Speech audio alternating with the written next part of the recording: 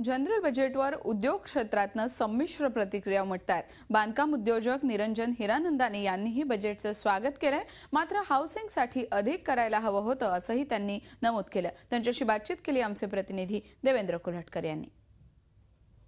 अर्थमंत्री अरुण जेटली यांनी आज बजेट सादर केलेलं आहे। हे बजेट कसं आहे ते आपण वेगवेगळ्या तज्ञांकडून जाणून घेतोय। आता माझ्यासोबत हिरानंदानी सर आहेत, निरंजन हिरानंदानी। खास करून जे रिअल इस्टेट सेक्टर आहे त्या संदर्भात या बजेटमध्ये काय आहे मी जाणून घेणार आहे। सर, ओव्हरऑल ह्या सगळ्या बजेटकडे कसं पाहता तुम्ही आणि खास करून रिअल इस्टेट सेक्टर?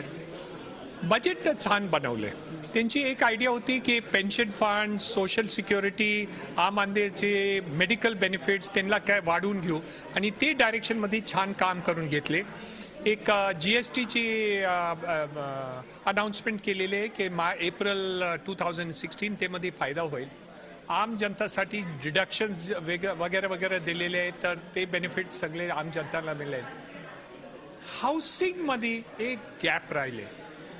त्यांनी अनाउन्समेंट केलेलं आहे की अर्बन एरियामध्ये 2 करोड घर आम्ही 2022 पर्यंत बनवून घेणार, पण जे इम्प्लिमेंटेशन आहे जे मध्ये राहत द्यायची गरज होती, अफोर्डेबल हाऊसिंग मध्ये ध्यान द्यायची गरज होती, इकॉनॉमिकली वीकर सेक्शन मध्ये, स्लम हाऊसिंग मध्ये ते मध्ये काहीच नाही केले। रिअल इस्टेट जे सेक्टर आहे त्याच्यासाठी फारसं समाधानकारक हे बजेट वाटत नाही का? नाही, रिअल इस्टेट मध्ये असं नाही सांगू शकतात। कमर्शियल रिअल इस्टेट मध्ये एक राहत दिलेले आहे, रीट्स मध्ये पैसे येणार, 5-10 बिलियन डॉलर्स येणार, विश्वमध्ये इन्व्हेस्टमेंट करणार, पण ते कमर्शियल रिअल इस्टेट मध्ये आहे, नॉट फॉर रेसिडेन्शियल।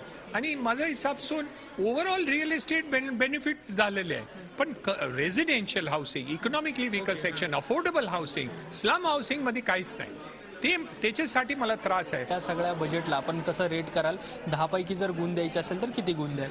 ओव्हरऑल बजेटमध्ये मला वाटतंय की 7.5 आउट ऑफ 10 मी देऊ शकतोय, पण हाऊसिंग मध्ये 2 आउट ऑफ 10। धन्यवाद सर, ही सगळी बातचीत केल्याबद्दल। व्हिडिओ जर्नलिस्ट मोहन आंग्रेसह देवेंद्र कुल्हटकर, झी मीडिया, मुंबई।